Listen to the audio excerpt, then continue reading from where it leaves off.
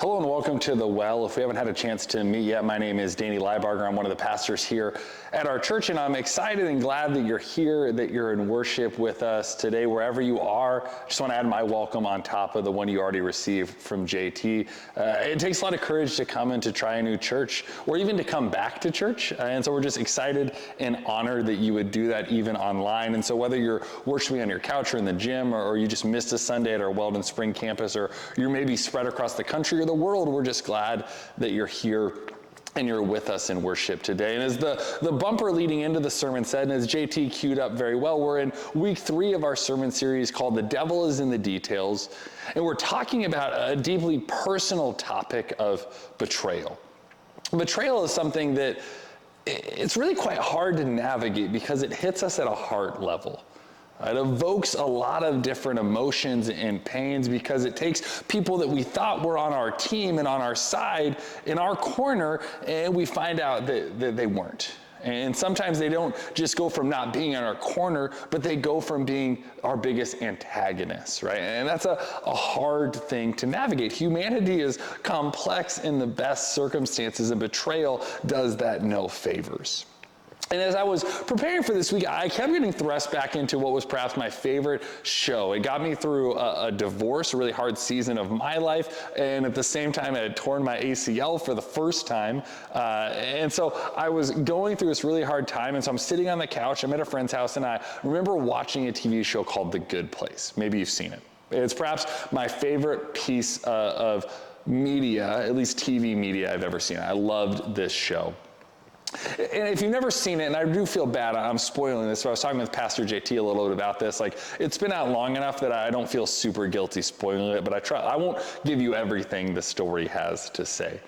But the story does, but you are watching online actually, so you can fast forward about 2 or 3 minutes if you don't want to hear this. But the story follows Eleanor Shellstrop. Eleanor Shellstrop, she dies in somewhat of a comical way, and she's now finding herself in heaven, or as they call it in the show, the good place, which is how they got the title. And as she gets there, she understands that she does not belong there. And actually, there was another Eleanor Shellstrop that was a wonderful person that ended up in the bad place. And they've kind of switched. They died at the same time in the same moment. It was a little bit of a clerical error. And so she feels this guilt inside of her because she doesn't belong there, and she knows she doesn't belong there, and someone else is suffering because of this, but she's also a little bit of a self-absorbed narcissist, and so she's like, I'm just going to make this work for me. And as the story continues, she comes into contact with a myriad of friends that come to find out she doesn't belong there and kind of try to help her find her place, but also start to realize that a number of bad things are happening, and this place that's supposed to be paradise kind of becomes a nightmare for them. And the architect, the person that had built it, kind of the God figure in some ways, is named Michael, played by Ted Danson, and they become friends with him. Eleanor and him become friends specifically, and they try to navigate and figure out what is going wrong. And so you fast forward through this season that is the ups and downs of trying to figure out if Eleanor is going to get outed and caught as a person that is supposed to be in the bad place but made it to the good place. And you get all the way to the end of season 1, skip now if you don't want the spoiler, but you find out that they are actually not in the good place. They're actually in the bad place. And that their friend that they thought was their friend Michael was actually not their protagonist, but their antagonist. He was an architect that built these communities, but he didn't build them for the good place. He built ways to torture people in the bad place, and this fake good place was a new version of torture.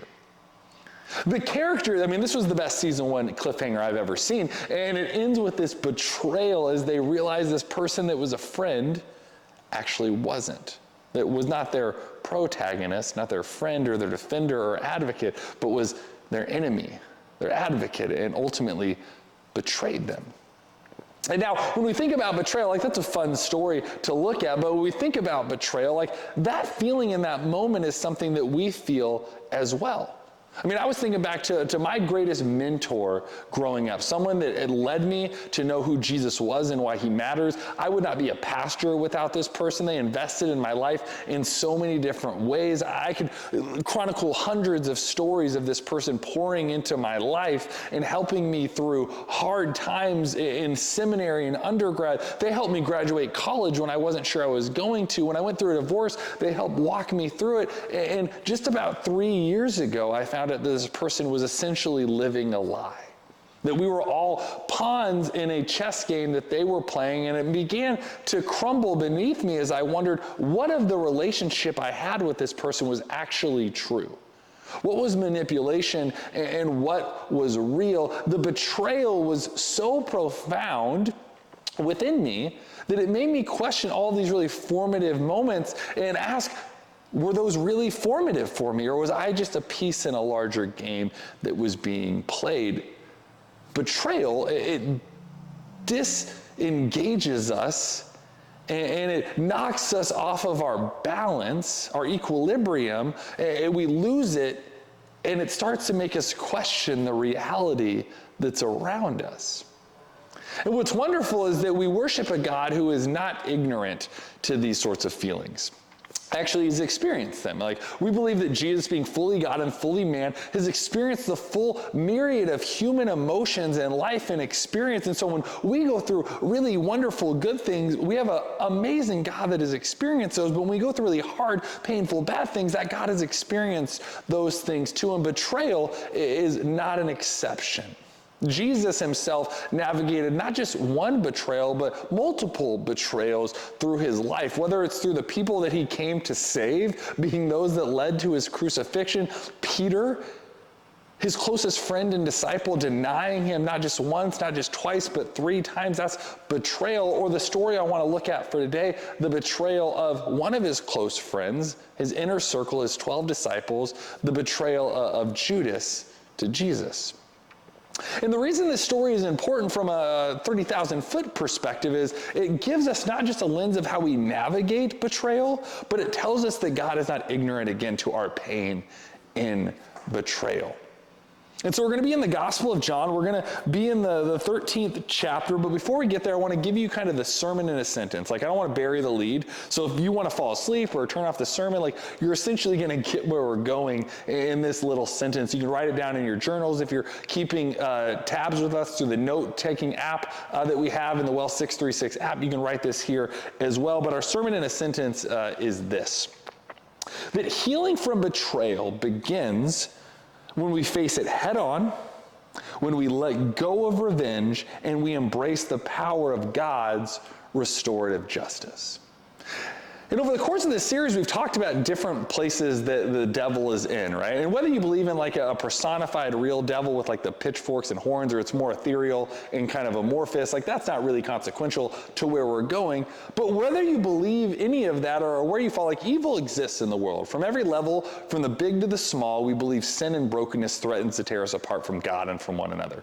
That's actually pulled directly from our baptismal vows that we say here at the well. But we also believe that that sin and brokenness doesn't have the final word. We get to reject that and be a part of putting the pieces back together. And betrayal is something that shatters the pieces of our identity sometimes, of for sure the relationships that were betrayed, and then our understanding of how we engage with other people. And a part of that restorative work of putting the pieces back together looks like facing it head on.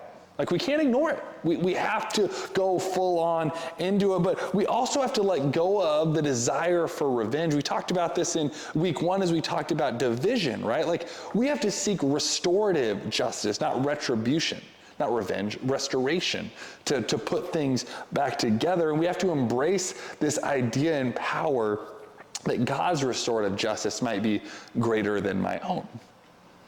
I don't know what you think about the Christian author Francis Chan, but I remember one time he said that if we put ourselves and say we know what God is thinking about a specific issue of justice or response, that we're putting ourselves kind of philosophically and cognitively and justice-wise on the same plane of God. And that's like a pretty high level of arrogance. And though I don't agree with Francis Chan on everything, I would agree with him on that point. That God's ways are hopefully greater than my own.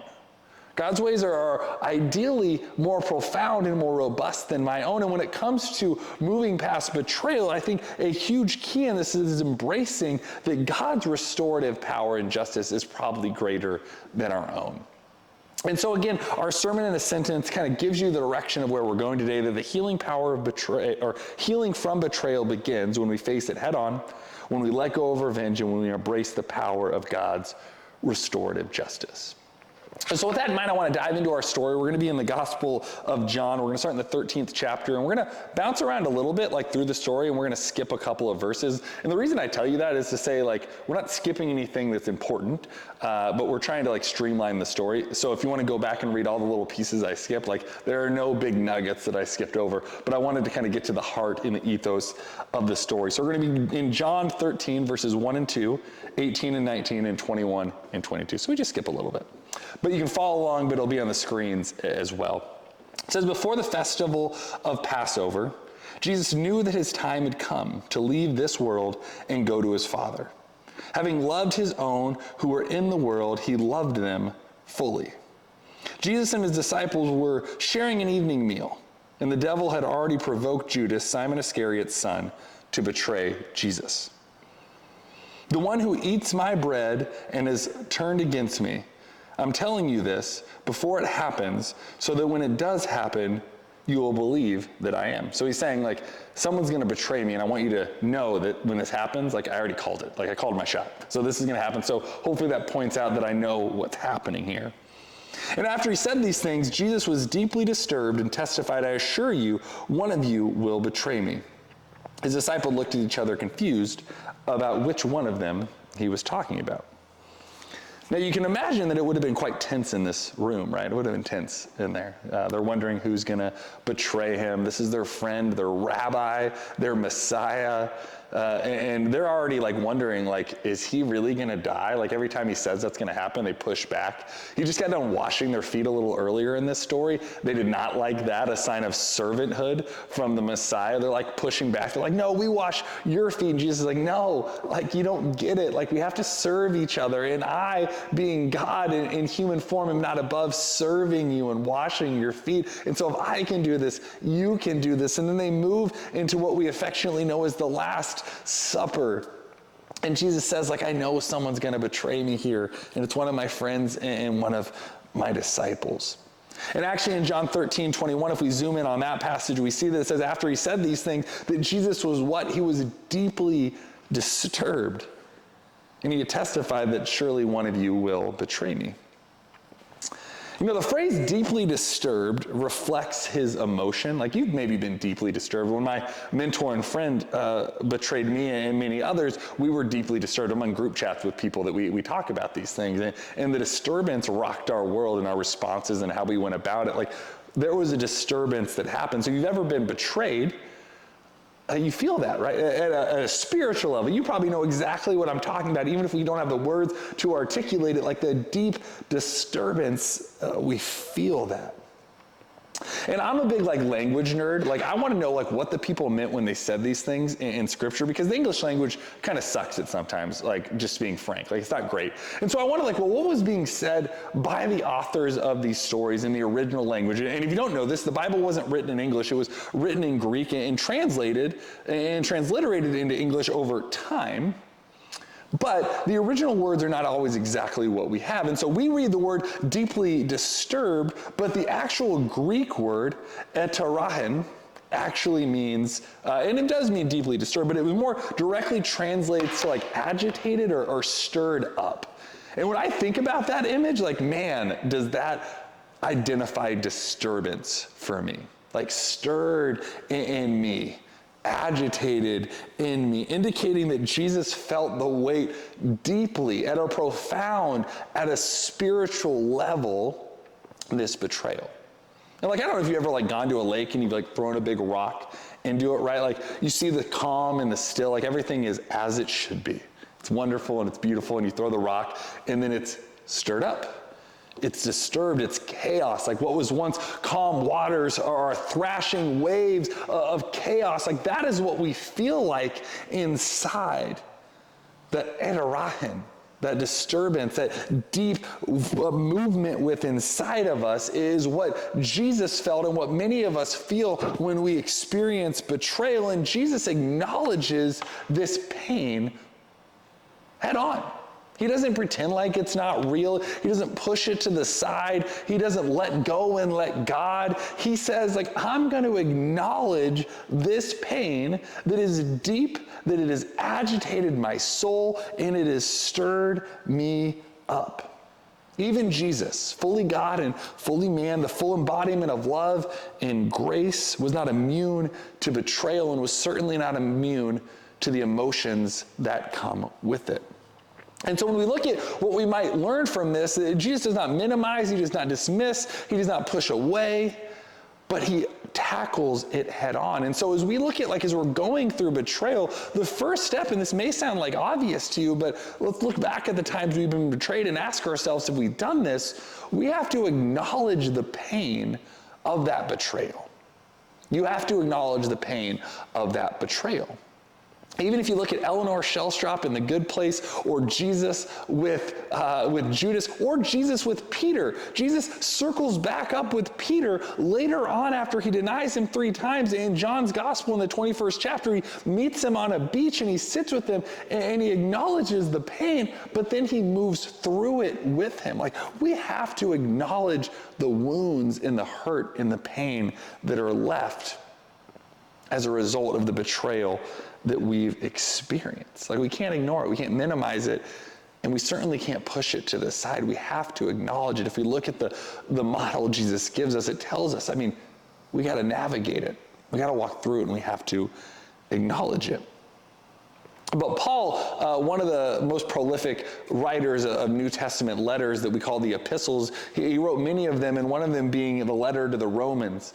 And in Romans, he actually talks about what happens after we acknowledge some of these pains, where I think maybe our natural inclination goes. He's not exactly talking about betrayal, but he's talking about what we do when we've been stirred up, when we've been deeply disturbed. What we might do is we respond to that. And he says this in Romans 12:19. He says, "Don't try to get revenge for yourselves, my dear friends, but leave room for God's wrath. It is written that revenge belongs to me, and I will pay it back, says the Lord." Now, if you've been tuning in with us for the last several weeks, you might have had one initial thing pop in your mind, which has at least popped into my mind as we talked about revenge. Don't get revenge for yourself. We talked about that in the week on division, that seeking revenge is not a path to restoring division, but actually seeking repentance in many ways, but also restoration ultimately is what we ought to seek. Putting things back together, not through retribution or revenge, but through restoration is how we go. And that was one of the first things that struck me. If I'm being honest, the actual first thing that struck me was the word wrath. I hate that word. And initially I'm like, how can this be? Like, I don't think about God being a God of wrath. It makes me uncomfortable. It's not something I'm that interested in really having an appetite for. And so again, being a language nerd, I said, well, what is Paul trying to say here? And what is the original word? And what is the context? Because he says this thing like, as it is written. So it means he's pulling back from something from another text. And so I started to look at what is happening here. And the Greek word for wrath that Paul is using here is orge. And orge means to convey a righteousness that is settled in itself. A righteousness that is settled and an anger that is settled, particularly as a response to injustice. And let's think back to the Eterahim, that disturbance, that waves thrashing and deep disturbance, things that are stirred up and agitated. That is the opposite of settled, right? And so we see these things as kind of a yin and a yang, both sides of the spectrum. Like as we are deeply disturbed and betrayed, we are stirred up, this eterahim, as we're in this moment. But Paul is urging us to not sit there, but to move into an idea of God's wrath, or God's orge, this idea of righteousness and settled anger, trusting that God's justice and God's righteousness and God's proclivity to rewrite and undo levels of injustice might be greater than our own. Now, that doesn't mean that we skirt responsibility and we say, let go and let God. Like, we have to engage in that work. But what Paul is urging us to say here is, like, what would happen if we rested in God's righteousness, God's settled righteousness, that is seeking first and foremost to unwrite and redo and rewrite injustices rather than seeking our own path and way.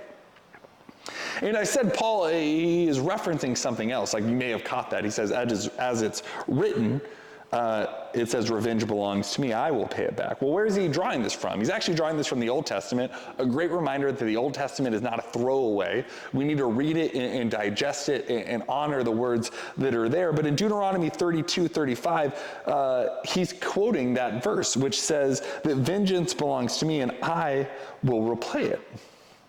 The original context here is showing that God has this sovereign role in undoing unjust acts and ultimately will judge affirming to good and right and righteous justice.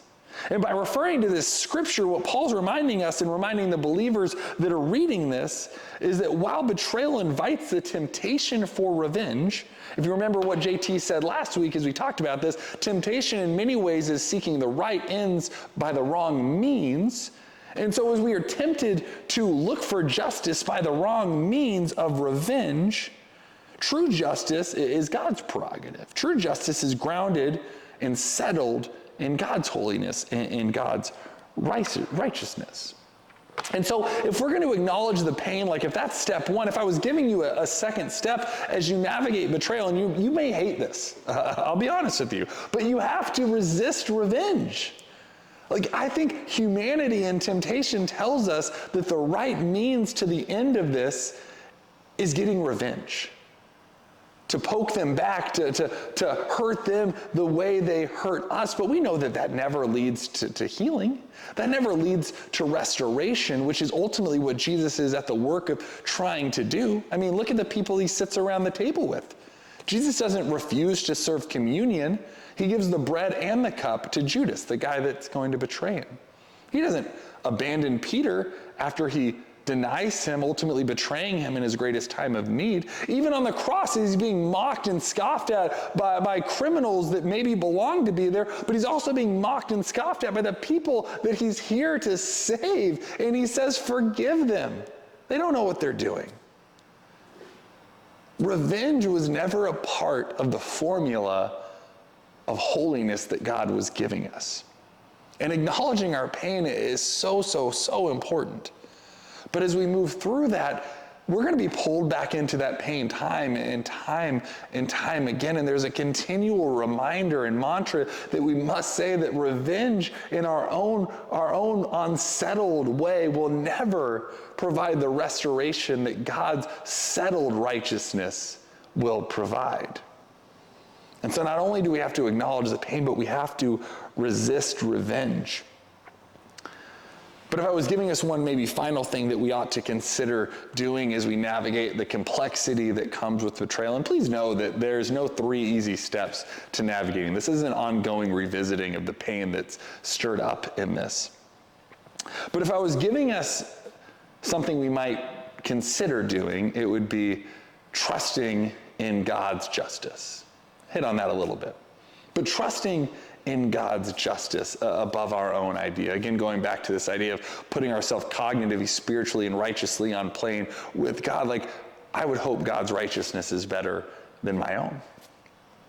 And in the Psalms have quickly become one of my favorite books of the Bible for the current spiritual season that I'm in. The Lament Psalms I love because they're angry cries out to God. Psalm 88 is super punk rock and dark, so I'm really into that. But there's celebrations. The whole spectrum of human emotions is covered in the Psalms. But Psalm 37, 5, and 6 has something I think unique to say to us as we think about navigating betrayal and moving from acknowledging it to resisting revenge as we move into this trust of God. It says this in this verse, it says, commit your ways to the Lord. Trust him and he will do this. He will make your righteousness reward shine like the dawn, your vindication like the noonday sun. See, the Psalms, whether they're lament or praise or trust, are these songs that are lifted up to God in whatever the time that they're going through. And David speaks directly to the struggles of righteousness amidst adversity in the midst of this specific psalm, urging his believers to commit their paths to God. And if I have the ability to nerd out one more time in the etymology sense in the word that we're looking at, if we look at the Hebrew word, and so the Old Testament's written in Hebrew, New Testament in Greek, so now we're in another language. The first two are Greek, now we're in Hebrew. If we look at the word that's being said here, in the middle of it is committing. And the Hebrew word is galal. And galal means to roll away or to transfer a burden. And I think about Jesus, he's like, my burden is light and my yoke is easy. And that's the idea of like a horse, like put into like the yoke of its arms and its neck, and that's heavy, and you're carrying something, or like a human has a yoke on them, right? And Jesus is saying, mine is easy, mine is light. But the burden of revenge, the yoke of revenge is quite heavy. And this galal, this committing to roll and transfer this away out of ourselves and trusting that God will handle it, is an important part of this journey, because it implies kind of a proactive and also continual surrender of saying that God, you will walk with me in putting these pieces back together. That God, you will walk with me, and your righteousness might see things differently than I currently see them, but I'm going to transfer my desire for revenge and my desire for justice and my desire for whatever I think is good and holy over to you, and believe that ultimately you will handle it. And now again, that does not mean that we commit ourselves to being continually abused. That does not mean that we commit ourselves to say that we've washed our hands of this and there's nothing more we can do. But it is an active and trust-building relationship with our God and Creator to say that this is where the rubber meets the road. Do I actually trust that your ways are greater than mine? Do I trust that you can handle things that are too heavy for me to handle? Do I trust you in the midst of this? And trusting God's justice is an important part of this process. I mean, we have to start with acknowledging the pain. We have to resist revenge, but ultimately we have to trust that God's justice will work in putting things back together. Broken relationships and broken pieces all put back together as we go through this. And now again, I would say that betrayal is complex. Betrayal is painful. It's something that is deeply personal to me and to many of you. And I imagine if you're watching and you're tuning in with us and worshiping, like maybe you're worshiping for the first time and just this topic brought you in. There are probably a lot of things that I said that frustrate you, because they frustrate me saying them. I'll be honest with you, because I want things to be put back together the way I want them to be put back together. So I get frustrated. But hopefully some things resonate. And ultimately my hope is that if we believe in a God of restoration and resurrection and redemption, that God's restoration, resurrection, and redemption did not stop on the cross. It did not stop with me. It did not stop with my neighbor, but it extends to every single one of us. We just led a class in this room, actually. Everyone just left, and so now we're recording the message. And one of the things we talked about was our mantra that your seat at the table can't cost someone else theirs. In our conversation that we just had, we had a lot of disagreements on things. Disagreements that trigger a lot of us because it pulls us back into our old church hurt, or wondering, am I going to be excluded, or is that person going to kick me out, or is this person not going to like me now? And it put our mantra to the test of saying, actually, do we believe this, that my seat can't cost you yours, and your seat can't cost me mine? And as we navigate betrayal, the complexity of the emotions within it, I think this mantra might provide us another key in this journey forward. Yes, acknowledge the pain. Like, we can't move forward in what we don't acknowledge. If we pretend like it's not there, no healing will ever come. We have to, I think, resist the urge for revenge, because repaying pain with pain, violence with violence, evil with evil never results in healing or good. It makes wounds bigger, divides wider, and it does not reveal the goodness or the glory of our God. So we have to resist revenge. And I think in all of this, and ultimately in the hard things, it provides us an opportunity to trust that our God is greater than we are. That our God may know more than we do, and we can hand things over to that God, not surrender and skirt responsibility and not let go and let God in the worst of ways, but we can say, God, we trust you, even when things look a little dicey. God, even when I don't see the direction of where we're going, I trust that your ways might be greater than mine. And so my prayer for us would be pretty simple. Like, if you're someone that came into this space and maybe you're wrestling with current or even past betrayal, that God would begin to stir in you an ability to rest in God and to be settled in God. To where things feel disturbed and rattled and stirred up and agitated, that God's settled righteousness might be able to hold you as things feel kind of wonky and off equilibrium in your life. You might be able to rest and be settled in God.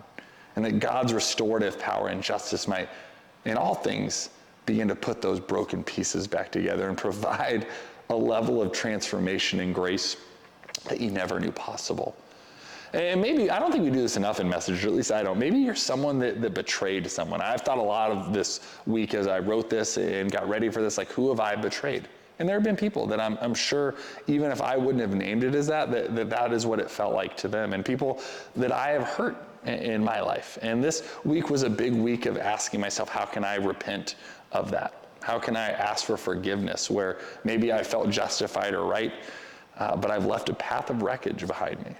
And so maybe that's your seat. Ask yourself, like, where could I be actually an active participant in putting some of those broken pieces back together? It's a two-way street.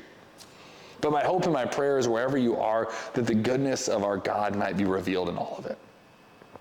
And so, again, as we go through this series, we're talking about difficult and tough topics, but I hope that you know that you belong here, that you are invited, you're not just invited, but you're welcomed here. And that sometimes the goodness is found in wrestling with the really icky, hard things. And I hope that's what we found today. Would you pray with me? God, I do thank you that you allow us and invite us to wrestle with you in the big and the small, the good and the bad and the ugly. Just like the Psalms of Lament, you never get nervous about the totality of our emotions, but you invite it, the authenticity and the vulnerability and the reality of where we are. So God, I just ask that you would help us hand over all of our emotions. There's no sense in hiding them or pretending or keeping them to ourselves. And God, I hope that as we do that, we might be able to acknowledge the pain of what we're experiencing for ourselves, that we might be able to resist the urge to hurt back, but to seek healing and restoration, and ultimately trust you, God, as we walk through this journey. But God, I thank you that we can worship together. I thank you so much for this community, those that are maybe worshiping it with us for the first time, those that come back week in week. And I just hope that you would continue to bond this community, both in person at our Weldon Spring campus and our online one as well. God, we thank you so much for what you do. Continue to bless us in our weeks and provide healing in the places that seem insurmountable and unhealable. We ask that your profound healing and resurrecting love would seep into those spaces and put them back together. Pray this all in Jesus' holy name. Amen.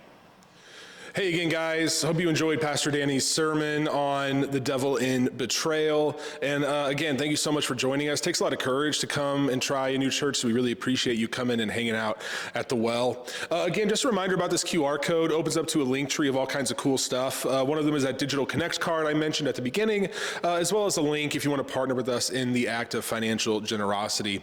And speaking of partnership, we have what we call a partner gathering coming up on October 24th. At 6:30 p.m. And that's an opportunity for us to come together as a community, talk about where we've been and where we are right now, and cast a vision for where we are going in the future. So if you're local to the Well and here at our Weldon Spring campus, you can attend in person. If you're not local to the Weldon Spring campus, you can attend virtually online. And there is a way to register in the link tree. If you go to our website, there's a way to open up the event and register. Let us know you're coming. But again, that'll be really exciting. We'd love to have you there. Thank you so much for being here, and we look forward to seeing you again next Sunday.